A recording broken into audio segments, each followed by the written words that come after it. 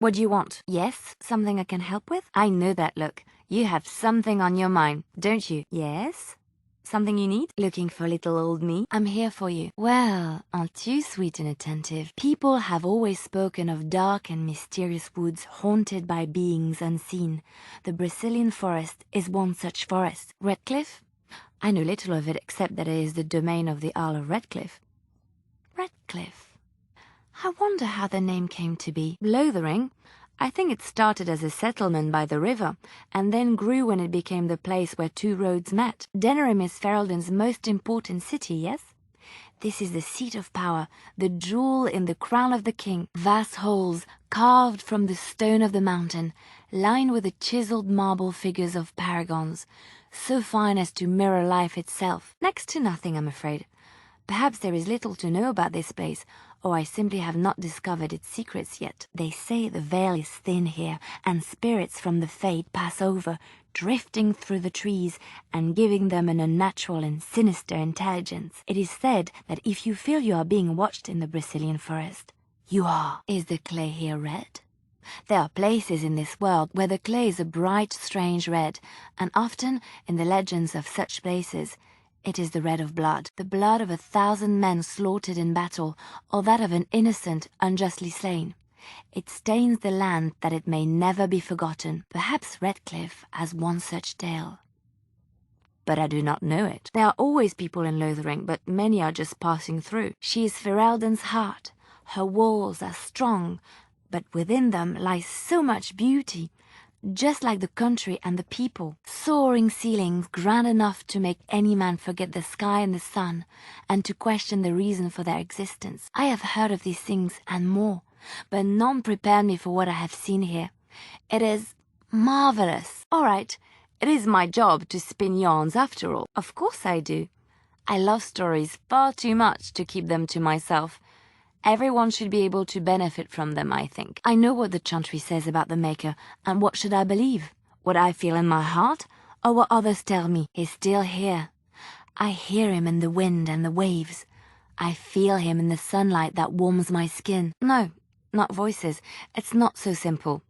He spoke directly to my soul, in a language no human tongue can express. They said my ideas were blasphemy. But is it so bad if what I believe gives me comfort? If it could give someone else comfort? I know what I know, and no one will ever make that untrue. Thank you. It's nice to find someone who agrees. Maybe I shall not share them with you then. Chantry law says it is man's pride that created the Darkspawn. In ages past, the mages of the Tevinder Imperium ruled much of the world we know. In their pride, they thought their magics invincible and imagined that they were greater than the Maker himself. So thinking, they invaded his golden city, planning to take it for themselves and depose their own creator. But they were impure and full of sin. And it is with the sin that they tainted the golden city, corrupting it forever. The Maker cursed them and cast them from his sight. Wherever they went, they spread the taint of their sin. Any land that was touched by the taint became blighted and would suffer no life. Instead, the Darkspawn arose to torment us and remind us of our hubris. Of course, Orlesians enjoy telling stories. I shall tell you my favorite tale of Aveline, the Knight of Olay. A long time ago, a girl child was born to a farmer. He had hoped for a son, not a daughter, and so he told his wife to abandon the child in the woods. Before the cold could claim her, the baby was found by a tribe of Dalish elves who took pity on the poor mewling thing and raised her as their own. Aveline, for that is what they called her, grew strong and quick and clever under the guidance of the elves. She learned to wield the sword as well as any man, could kill a deer with an arrow at 100 paces, and was as graceful on the back of a horse as she was on foot. All right, I will tell you the tale another time if you wish it. Aveline's Dalish guardians saw that she could easily best any Orlesian chevalier in battle, and wanted to show the cruel humans the child they had left to die. They bestowed upon her a fine horse and armor, and sent her to prove herself to her people in the grand tourney. Now in those days, no woman was allowed to take up arms, let alone compete in the grand tourney, but Aveline kept her helmet on, and was not discovered. Aveline won many events, and gained the approval of the adoring crowd. Eventually, she came face to face with the knight Keleva in the grand melee. Aveline had already bested him in the joust, and Keleva was determined not to lose a second time. Many legends have familiar forms and themes. We enjoy them so because we know them. Out of desperation to regain his honor, Keleva tripped Aveline and tossed her to the ground, ripping off her helmet as he did so. Silence fell upon the arena as Aveline was revealed. Keleva declared the previous competitions invalid. A woman had taken part, and this was not allowed. But the crowd cheered for Aveline. Keleva was furious, for he had lost to a woman and was now being shamed. Blinded by his rage, he forced Aveline to her knees. "Know your place, woman," cried he, and slit her throat. The son of the king, Prince Freyan, was present. He recognized Aveline's skill and bravery and began to see the injustice done to the women in his land. When he was made king, he rewrote the laws of Orlais so that women could also become chevalier. He honored Aveline and knighted her after her death, and to this day, any female who is knighted reveres Aveline the Brave, for she is the patron of all women chevalier. I know one, told to me by my mother a long time ago. It always chilled me to the bone. Maybe you have heard of Flemeth? Are you sure? Was she the Flemeth of legend? Flemeth, the devourer of men? Flemeth, mother of witches? Flemeth, demon-touched, who dwells in the mists. Ferelden mothers scare their daughters with talk of Flemeth. They say that if you're bad, Flemeth will spirit you away and bind you to her forever. Well, if Flemeth really exists, she would be very, very old indeed. I suppose that's possible. But why would one adopt the name of a feared abomination? They also say that Flemeth mourns her lost beauty and will steal yours through your looking glass if she catches you. Fair enough. I can tell the tale some other time. Flemeth's beauty was known throughout the land.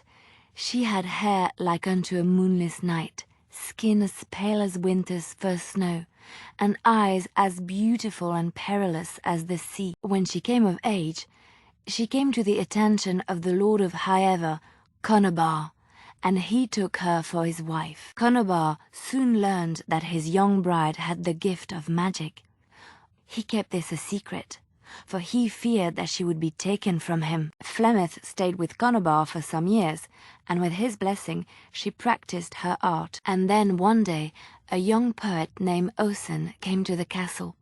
Flemeth was captivated by Osen's voice, and he by her beauty, and they fell in love. Flemeth longed to be with her true love, and she and Osen fled from Conobar's lands, seeking refuge in the Kokari wilds with the Chasing tribes. They lived there happily for many a year, till the day Flemeth received news that Conobar was dying and longed to see her face one last time. Flemeth's heart swelled with pity for the man who once was her husband, and begged Osen to return to Conobar's side with her. But when Flemeth and Osen entered Highever, they were captured by Conobar's men, and Osen was slain in front of Flemeth's eyes. Flemeth was imprisoned in the highest tower of the castle, there to await Conobar's judgment on her. Distraught at the loss of her love, Flemeth plotted revenge against her husband.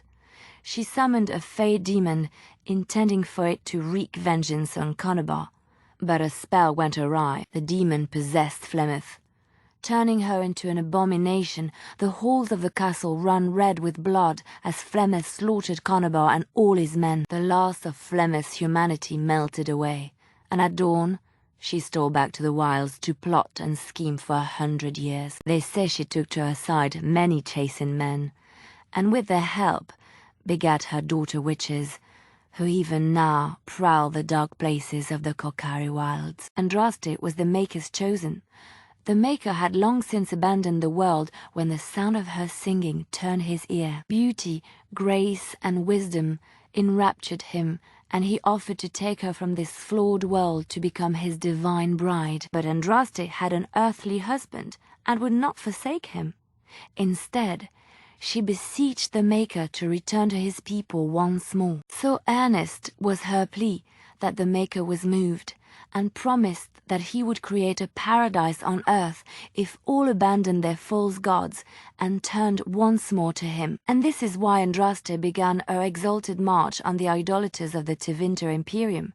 The Maker granted her his powers with which to smite her enemies. Andraste brought the Imperium to its knees, and her victories converted many to the worship of the Maker. Alas, it was the frailties of men that betrayed and killed Andraste. Her earthly husband, Maferath, a chieftain of the Alamari tribes himself, grew jealous as his wife's popularity and influence overshadowed his own. She was also revered as the Maker's betrothed, and Maferath began to see their own bond waning in significance as Andraste became ever more devoted to the Maker. Out of envy and spite, Maferath made a pact with the Archon Hessarian of Tevinter, allowing his beloved Andraste to be ambushed and captured. Andraste was burnt at the stake in Minrathous, the capital of Tevinter. The Tevinter chantry claims that in Andraste's last moments, Hessarian's heart softened, and he heard the voice of the Maker telling him to end her suffering. He plunged his sword into her heart, and as her blood washed over his hands, he became one of the faithful. Dissenters said that the Archon only converted because he could not stem the tide of Andraste's cult, and was forced to do so to stay in power. We will never know for sure. I have thought on this too. Did he withdraw his sight from her at that moment? Where were all the powers he bestowed upon her? This question has come to me many times, and I have no answer.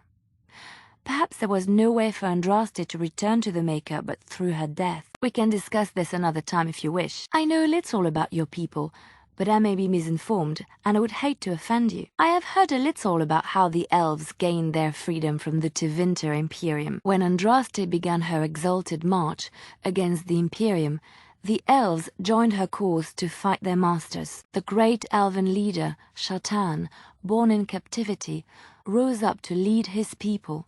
He foresaw a future where the elves were free. Shatan was killed when Andraste was betrayed, but the elves continued to fight, eventually breaking free of the Imperium. The elves claimed the Dales in the south and settled there in a land of their own. The elves lived in the Dales for centuries. They resurrected the worship of the elven gods and would allow the building of no chantry. This angered the chantry, and the hostility between the two factions finally broke out in open war.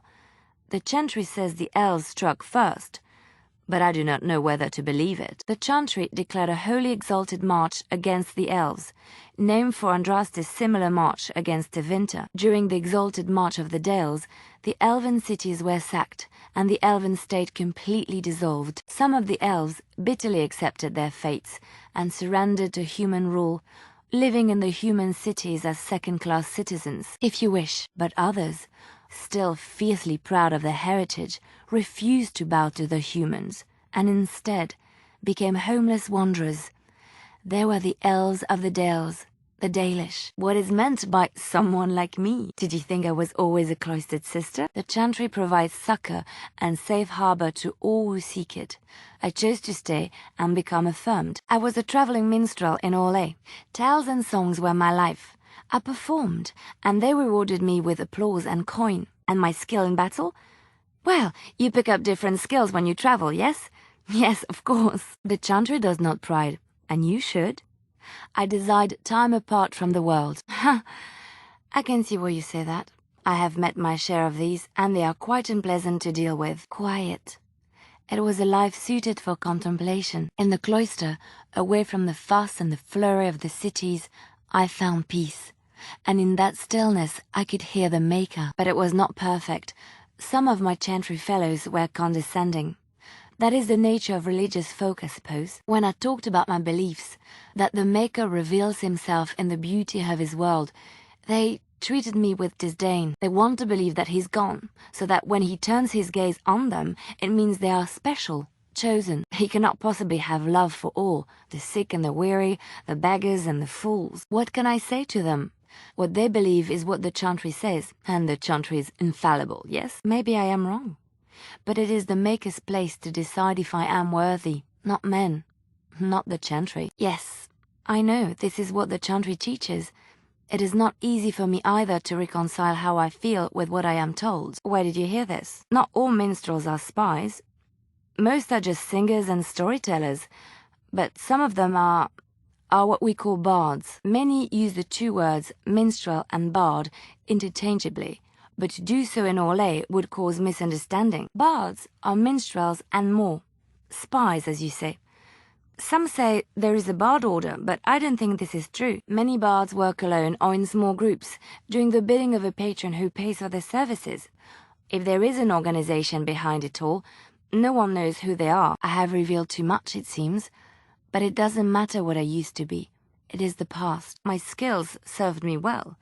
But the day finally came when I decided to just put them aside. The excitement of the life wears off very quickly, I'm afraid. I found myself in Ferelden and sheltered from bad weather in the Chantry.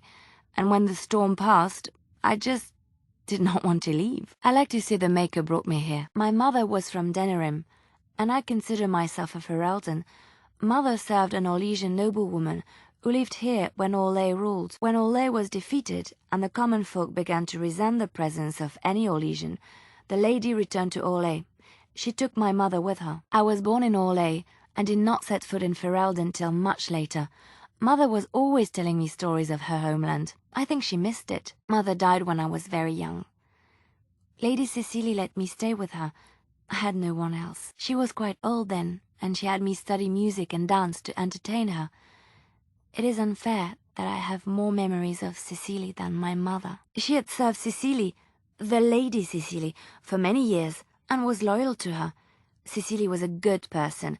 She was always kind to me. She wasn't unhappy. We had a good life, and she liked Orlais well enough. I loved it, though. Valroyaux was so vibrant, colorful. She was an elderly lady, very refined and proper. She had impeccable manners and taste, more so than a lot of Orlesian ladies. Cecily was also kind. My mother was unmarried and with child. It was scandalous, and Cecily had every right to turn my mother out.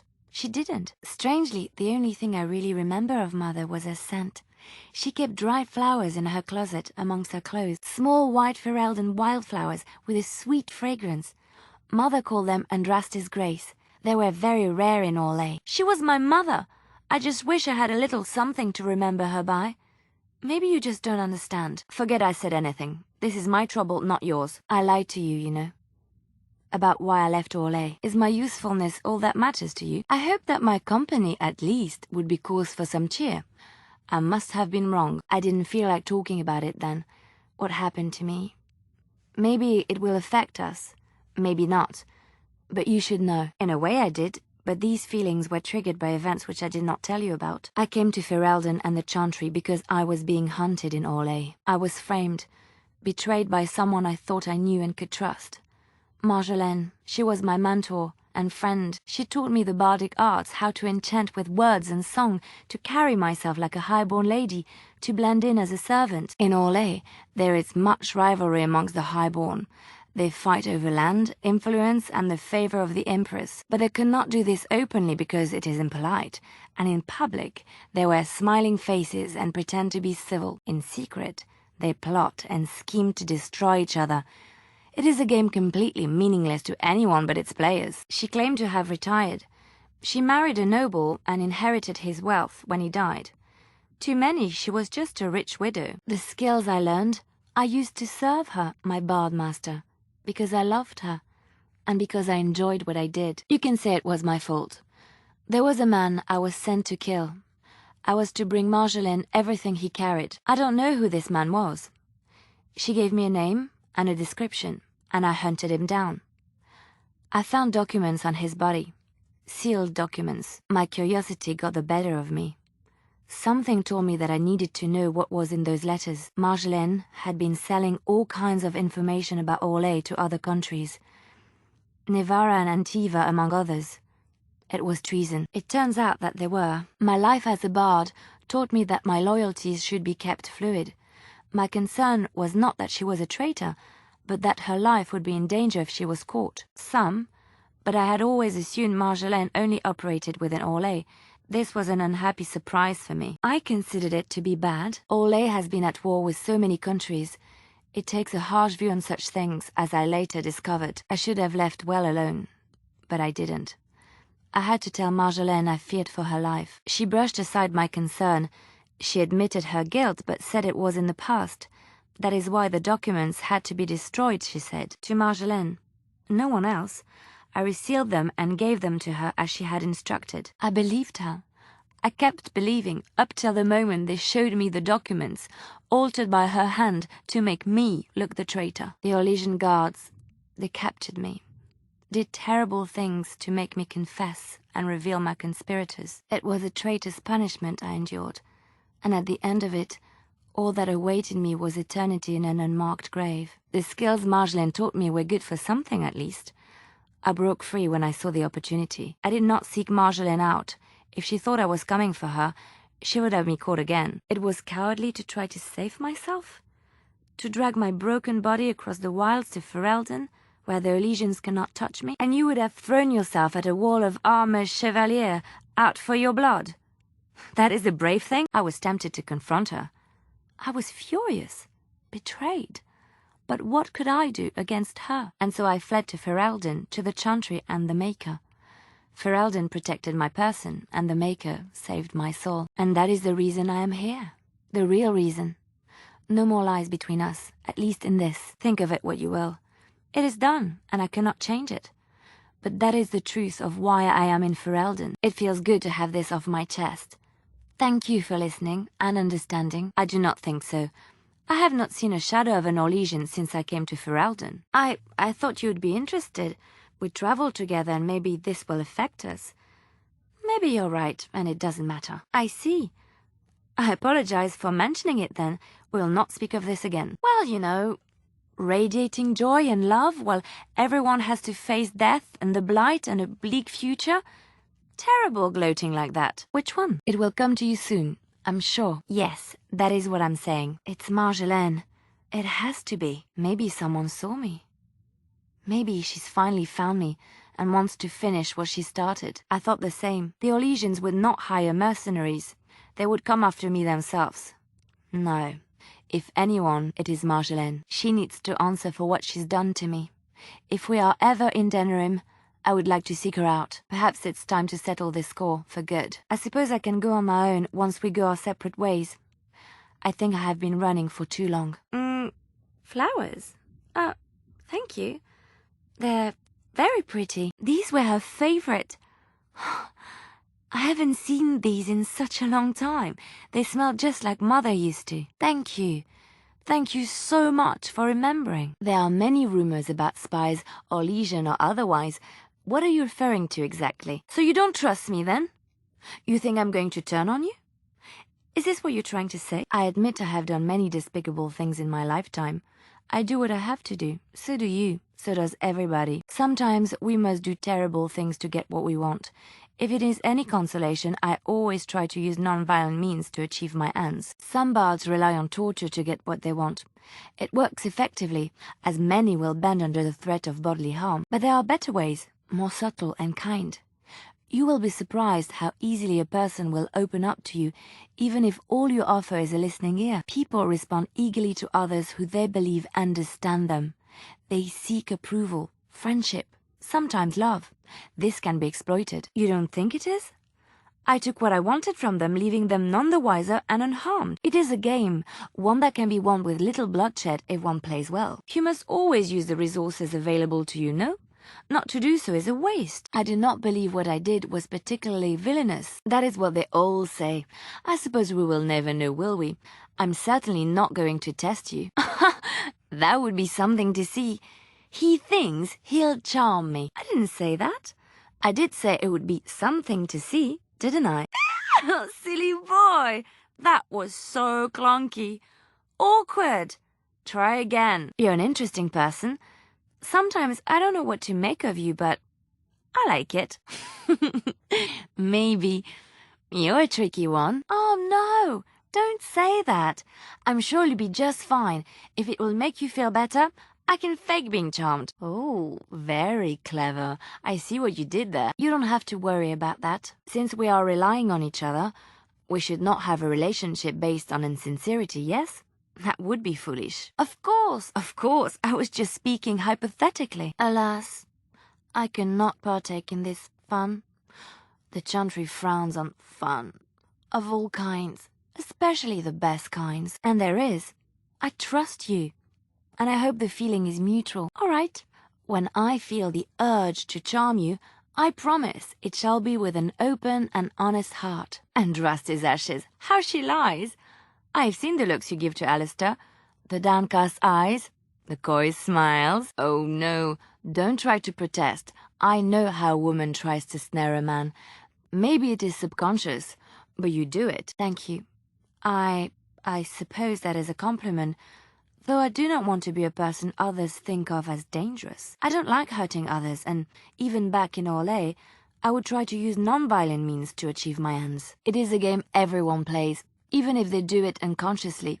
Women are just better at it. I miss Val-Royeaux. Unlike other cities where the people are the lifeblood and the character, Val-Royeaux was her own person, and her people little more than decorations. There was always music in Val-Royeaux, streaming from the many windows, quiet refrains and triumphant choruses, and always, floating above that all, the chant, coming from the Grand Cathedral. It was magnificent. If you get the chance, you should see it, at least Val-Royeaux. Of course there are good things and bad things about Orlais, like anywhere else. Sometimes I miss it dearly, and sometimes I'm glad I'm rid of it. And you will laugh at this, but I miss the fine things I had in Orlais. Oh, it would take me a day or two to talk about the many splendors of Orlais, her golden fields, her lush meadows. Yes, I'm sure it is, but every city has a different personality. It is hard to describe. You have to be there. Dresses, fine dresses and furs, and shoes, of course. One can't mingle with nobility with bad shoes, you see. Orlais is very fashionable, almost ridiculously so. But the shoes! Living with those ridiculous trends was worth it for the shoes. I left behind much, leaving Orlais, but there is more to life than dresses and furs. It is sad that many have lost sight of this. When I left Orlais, the fashion was shoes with delicate tapered heels and embellishments in the front, a ribbon perhaps, or embroidery. In soft colors, of course. It was spring. I had my eye on a pair my shoemaker was working on. It was covered in pale blue silk, with amber beads on the toe. Sometimes, about 10 years ago, all the ladies went mad for shoes with soles as large and heavy as bricks. But it isn't always that silly. Never mind. I just have a weakness for pretty shoes. It is so frivolous of me, I know. The shoes made in Orlais were exquisite. Not at all like these clunky fur-lined leather boots you have in Ferelden. Ugh, just look at them. I wouldn't want to run in it, or have to enter battle, but for lounging in a lady's sitting room? Perfect. Yes, well, a fair amount. It is so frivolous and wasteful, I know, but I have such a weakness for lovely shoes. They're sturdy shoes, but sometimes a girl just wants to have pretty feet. Well, they're shoes. They're pretty. Some of them anyway, perhaps. Ferelden folk are so much more practical. I don't see them making use of something simply for its looks. You've seen and touched Andraste's ashes. They are the holiest thing on this earth, the remains of the Maker's chosen. I do not know if I am worthy to look upon her. Maybe it is belief and faith that imbues them with their power, or just maybe Andraste really was blessed by him. I know. It seems almost irreverent to use her as a curative. And it is also a tiny bit morbid. Why shouldn't I? I don't understand. Always see what you're asking. If the Maker has not truly abandoned us, why would Andraste need to intercede with the Maker on our behalf? I have never thought of this. I revere her because she's the Maker's divine bride. I do not have any other explanation. Why? If the Maker has not abandoned us, does that make it necessarily true that Andraste was nothing? I know it sounds irrational, but faith is irrational. If we knew the truth, it would be fact and irrefutable. But we do not, so all we can do is believe. You are right. Our demon is running out of time as we speak. I have heard much about the halls of the Dwarven kings, but the stories do it no justice. It is so strange, harsh, yet beautiful. And have you seen those tiny pig-like burrowing animals? They are adorable. I wish I could have one as a pet, but that is part of its beauty. It is so different. I love it. The dwarves have lived here for thousands of years. I'm sure it is perfectly safe. Oh, it's one of those subterranean bunny pigs. Oh, look at him. Come here, you. He's probably just hungry. Oh, he's snuffling me. Snuffle, snuffle. Thank you so much. You've made my day. Just needs a bath. Don't listen to the mean lady. You're not dirty. He just needs a bath. Don't listen to the mean man. You're not dirty. Ah, Denerim. If we have time, I would like to look for Marjolaine. We have a score to settle. Oh, hello. Is there something you wanted to talk about? It's nothing. I'm fine. I'm just thinking. I can't get what happened out of my head. I'd been in Lothering for years, and she still thought I was plotting against her. She didn't trust me. Maybe she never did. She loved me when she could use me and control me, and now that she can't, she wants me dead. It hurts to realize that I never really knew her. I knew she was ruthless, but I didn't know how far she could go. She is self-serving, cruel. She uses people, then discards them, but that's how she survives in the life she leads. What if she's right? What if we're the same? I should just have stayed in the chantry. You are already helping so much by listening to me. I forgot my life as a bard while I was in the cloister. I felt safe. I didn't have to watch my back all the time. I could have been wrong about the Maker. I know you doubt me sometimes. Maybe you're right. That's what made Marjolaine the person she is, don't you see? It ruined her. It will ruin me too. Even now, I feel some regret at not ending her life in order to protect my own. You don't understand. It's already happened. When we killed her, I enjoyed it. Seeing her dead gave me satisfaction. Maybe, but that is not the point. I was a different person there. What we're doing, what we've done, hunted men down, killed them. Part of me loves it. It invigorates me, and this scares me. I feel myself slipping, isn't there? It's the first step down this dark path. First thought, then action. How can you be so sure? Do you really think so? Hearing you say that gives me comfort. I would like to be alone for now. I have many things to consider. Thank you for listening to me. That is true. I can always trust you to show me things from a different perspective. I know. And I've thought about pursuing her, and I take great delight in this thought. I admit that I took great pleasure in the intrigue back in Orlais. It was dangerous and chaotic and exciting, but it destroyed my life. I thought the chantry showed me another path. I thought I was done with this life. Am I wrong? Here, with you, knowing the freedom of the road and the uncertainty of tomorrow, I feel alive again. There is this thought that floats into my mind constantly, that I lie when I say the chantry gave me peace, when in truth it bored me. Yes, you're right. I'm being too self-indulgent. Just give me some time alone, for now. But that is no reason to rejoice over her death. That is what she would do.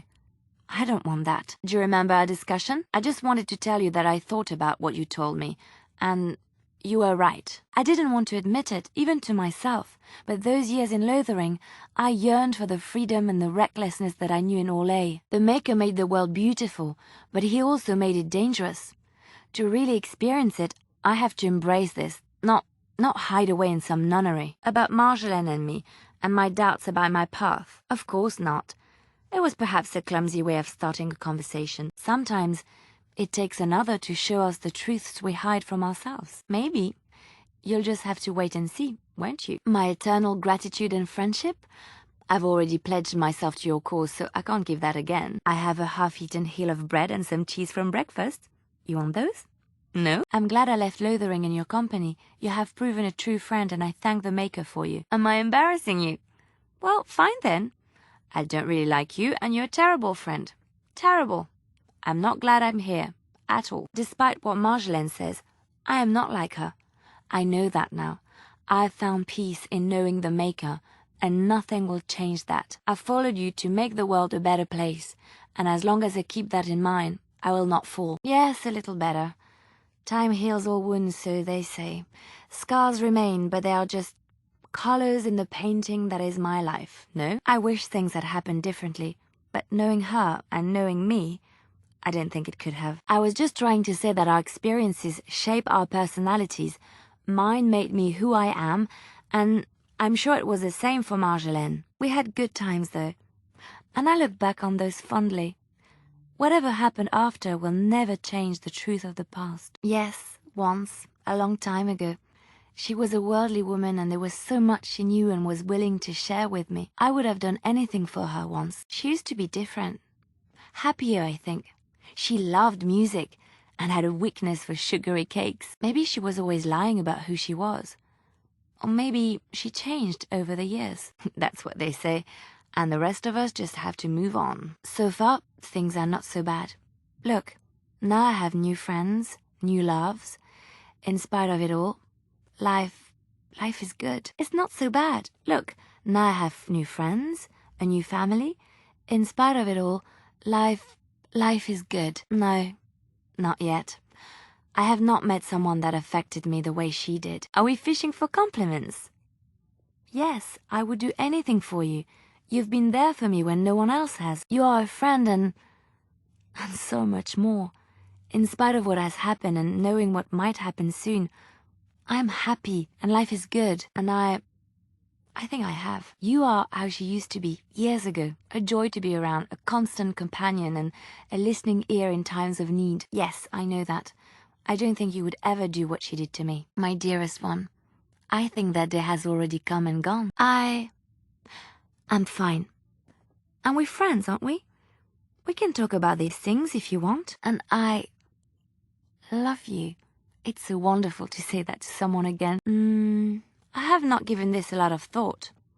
What will I do? A brief stop at the cloister in Lothering is in order. I left quite abruptly, and I should tie up loose ends if I can. I gave the woman numerous headaches.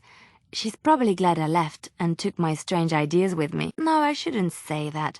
She was always kind to me, even if she didn't understand me. Yes, I should return, at least to say goodbye. I'll not stay in Lothering for long. My time in the cloister was a time of healing, but I am ready to face the world again. There's so much out there, adventures to be had and stories to be told. I want to be part of it all. I might need some company. And you're not too irritating. You're welcome to come along if you like. It is settled then. You and I wandering the world, seeking our fortunes. I can't wait. Good idea. Before one plans for the future, one should be sure one has one, yes?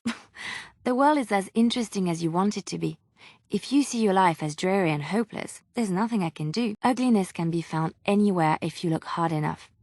The same can be said of beauty. I would hate to be apart from you. You are the first thing I see in the morning, the last I see at night. I don't want that to change. We've traveled far and wide. Does it need to end? Ooh, how dramatic. I'm going to hold you to your word. I mean it. Don't say that. I'm not ready to give up on this life, and I don't want to go through it alone without you. It'll be all right. We will prevail in the end. I know it. Of course. So important you are. Whatever life has in store for you, my Grey Warden, I will be at your side. I don't know. I think returning to Orlais would be the first order of business. Marjolaine may be dead, but who knows what other events she set in motion in the years I was away. I deserve a fresh start, and I cannot have that if I am pursued by people from my past. They must be dealt with. I was hoping a firm warning would suffice, but you never know. I may have to seek a more permanent solution, and after that, who knows? The wide world awaits. Oh, I could. But what about Marjolaine's associates? They will not move on. And there will be consequences. I will not sit around waiting for them to come for me. Marjolaine is not done with me. I know her. I'm not going to wait for her to spring another attack on me. The stars are out. It comforts me to know that the stars will remain untouched by the blight. That whatever happens down here, they will shine eternally. Their light undimmed. There is a story about that cluster of stars over there. Do you know it? Elindra and her soldier? A long time ago, there lived a fair maiden called Elindra. She had many suitors, but spurned them all, for she did not love them. One day, Elindra was sitting by her window in her father's castle, singing and dreaming, when her lovely voice caught the attention of a young soldier. Entranced by her song, the soldier drew near to Elindra's window.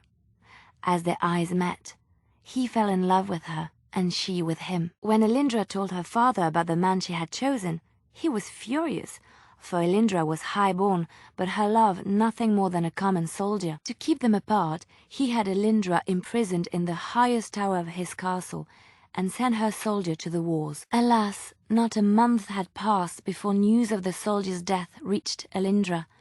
Alone in her tower, Elindra wept for her love and beseeched the gods to deliver her from this cruel world. So earnest was her plea that the gods themselves were moved. They gathered Elindra into their arms and lifted her high into the heavens, where she became a star. The gods also raised up the soul of Elindra's soldier love, and there he dwells, across the horizon from her. The band of stars between them is a river of Elindra's tears, cried for her lost love. They say that when Elindra has cried enough, she will be able to cross the river to be reunited with her soldier. Well, I will tell you this one. This story is one of my favorites. A tale of a love so great and so enduring that it defies death and moves the gods to action. Sometimes I ask myself, does such a love exist? Can it exist? It is just a story, but sometimes it's refreshing to set aside what makes sense. It doesn't end so badly. It ends hopefully. Elindra will one day be with her love again. We don't know when, but she will. I never expected you to say that. It is a pleasant surprise. I have to say there is a certain severity to you. Finding a person behind that all is nice. Maybe you should let your softer side show more often. Sometimes following your heart, not your head, leads you to remarkable places. Of course not. It will be our secret. I think I would be lucky to experience an emotion even half as pure and true as Elindra's love. The world gets lonely too quickly if there is no one to share it with. Yes, it is, isn't it? You are my friend, and I love you, but I'm not quite ready to cry a river of tears. Is that all you think love is?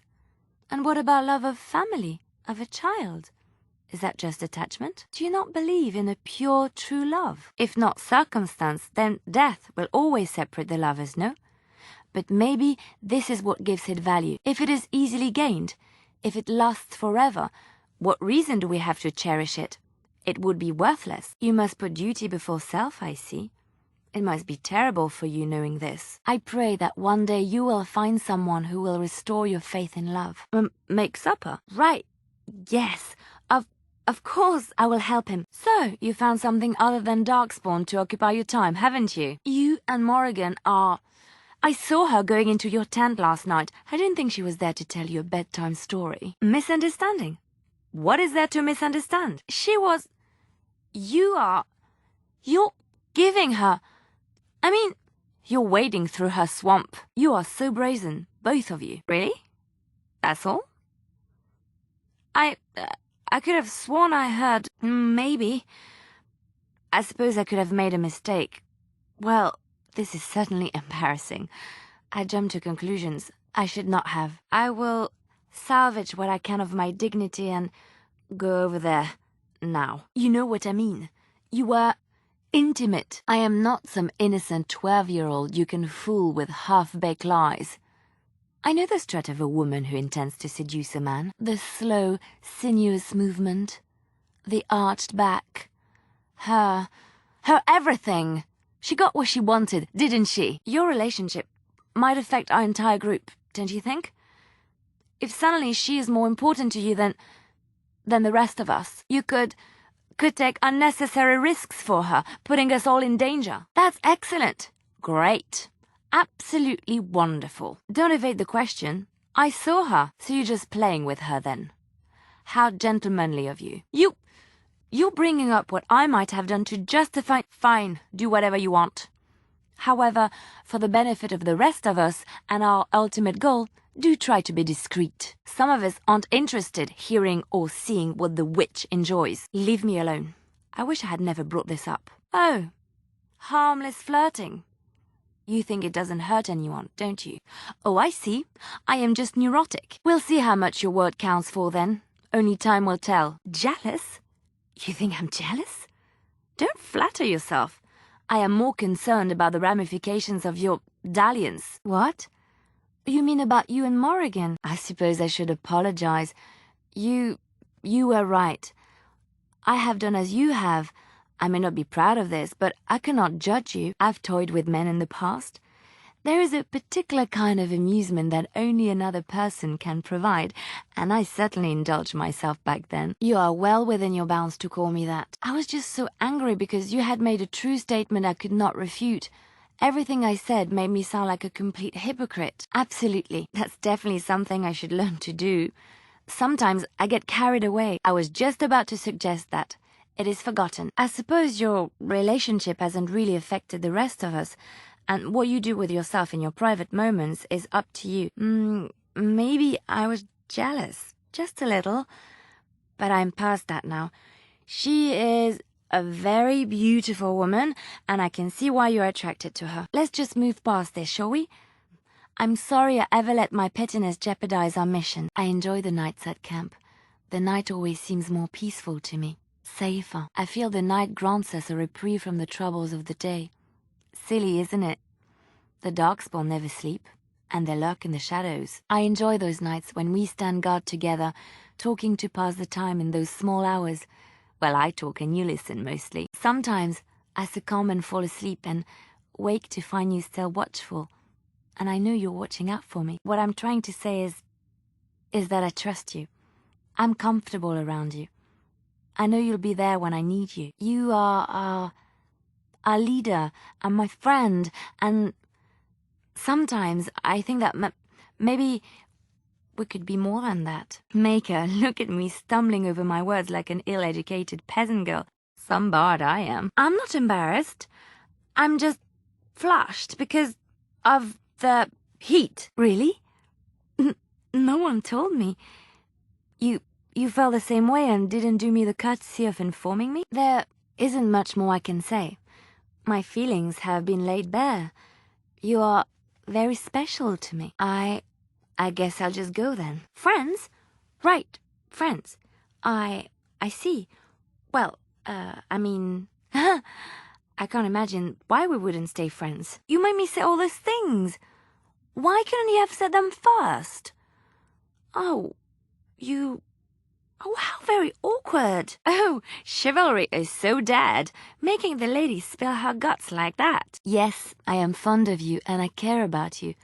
And let's go about our business before the others suspect something. Well, yes, but don't question me. I am a woman and I reserve the right to be inconsistent. Yes, I understand. Completely. It's you and not me. I should go. What? Are you saying I have bad taste? Why can't I like you? You're a good person, a great listener, a remarkable warrior. You often show signs of intelligence, and you're fairly good looking. Most of your facial features are in the right place. You're welcome. I try. He is quite a character, your Zevran, no? He seems to seek pleasure above all things. But there is more to him, isn't there? He is more complex than he lets on. Yes? I mean, no. Well, not in that way, anyway. I feel that it is in my interest to study those I travel with. And Zevran deserves special scrutiny, seeing that he tried to kill you. But it seems you trust him, judging from your closeness. If you do, then I do too. You haven't led us astray yet. That aside, you do have good taste. He's an attractive one. Thanks for the offer, but I don't think my delicate health could take so much excitement. I can tell. He owes you his life. That debt alone makes him beholden to you. And that's saying nothing of your, entanglements. So, had important things to discuss with Morrigan last night? Again? Seems you had important discussions every night of the week. I'm surprised you haven't run out of conversation topics yet. You lied to me. Such a fool I was. I don't care what you did with her. What hurts is that you lied. I trusted you. What are you playing at? You tell me you like me, that I mean something to you, and you have her on the side? It's not fair to either Morrigan or me. Do you say the same things to her that you say to me? Oh, I bet she is. Couldn't be a winning personality you keep coming back to. Tell me, does she use dark forbidden magics to enhance your enjoyment of her? Oh, I'm sure. Alistair's a Grey Warden too. Does she share her knowledge of Darkspawn with him as well? Just show me some respect. Show us some respect, please. I suppose you need different girls for different days of the week. Stop playing with my feelings. If you want her, tell me so. I care for you, more deeply than I can say, but I can't watch you going to her all the time. I am sorry I had to force this on you. I couldn't stand by any longer wondering if I meant anything to you. And I believe you when you say that. I see. That's your choice then. I understand. Excuse me. I have to be alone for a while. Wonderful people have their limits too. Morrigan when you want some rough tumbling, Leliana when you need a bedtime story and someone to tell you what a nice boy you are. We should talk later. There wasn't too much harm done. I think I will survive. So do I. I would hate to be the cause of anyone's pain. I see you're still with Morrigan. I thought you said she didn't mean anything to you. It has been some time since I left Lothering. When I stepped out of the cloister, I had no idea where my path would lead. I walked where the Maker led me, and he has rewarded me for my faith. I found you. But now it's getting late. I think I might turn in early. I can't help thinking about how soft and warm my bedroll is. I didn't know you had a journal, or wrote in it regularly. Well, maybe you could bring it to my tent and I could watch you write. I could give suggestions. Dear Journal, Leliana has shown much affection for me. Even asked me to come to bed with her. But alas, subtlety is lost on me. Oh, now he gets it. Oh, now she gets it. Where's the fun in that? You're turning me down? Is there something wrong? Oh, don't second guess me. It's not becoming, you know? It would be nice if you came with me. Of course I do. You know I enjoy your company. But it's getting a little chilly, and I'd prefer to be in my bedroll. You're welcome to join me, of course. The Maker says we must share our blessings, so I can show you my collection of pressed flowers. Obviously, I don't. Stop pretending you don't know what I want. Ah, the games you play. Listen, I want to spend the night with you. There, I said it. I think I understand. Perhaps we should spend more time together first. I love you, and I will wait for you as long as you want. You're putting your life on hold because of Darkspawn? I suppose you are a Grey Warden, and that is what is required of you. I love you, and I understand. I will not make demands on you. Duty must come first, but now I have a greater incentive to kill those hideous monsters. Hello, I'm just greeting the person I'm sharing a bed with. Nothing wrong with that. I'm so happy, blissful. I haven't slept so well since I was forced to flee from Orlais. Knowing you will be the first thing I see when I wake gives me no small amount of comfort. I feel safe in your arms. Safe, loved and accepted. This is where I belong. Thank you. I suppose I should get up. We have a long day ahead of us. Come on. Darkspawn await with bated breath for you to put them out of their misery. I think it will be a beautiful day. What are you... Oh, I see. I suppose the Darkspawn will just have to wait a bit longer. Well, that settles it then. You want to... Are you sure? I knew you'd come around. Good things come to those who wait, no? Oh, now you've got me curious. Ah, pulling rank. You do know how to woo a lady. I'm sure the wait will be worthwhile. I thought you'd never ask. Wait, you want to talk about us? Is there something bothering you? Not going to work? You're talking about us? What's wrong? Don't give me that. Don't you dare! I want an explanation right now. Life is never certain. Nothing is certain but the love you have for others and the love they have for you. Love is that constant star on the horizon that leads you to safe harbor. Love, friendship. These are the things you hold on to. What? All right, if that's the way you want it, fine. Now, excuse me, I don't think I should be where I'm not wanted. If you don't know, or don't want to tell me your reasons, then I won't press you. Nothing lasts forever. But I did not expect this to be over so soon. I will always love you. As a friend. And so you are abandoning our love? Where's the logic here? Death will come for us all. Eventually. But does this mean we should never try to love? Really? You think so?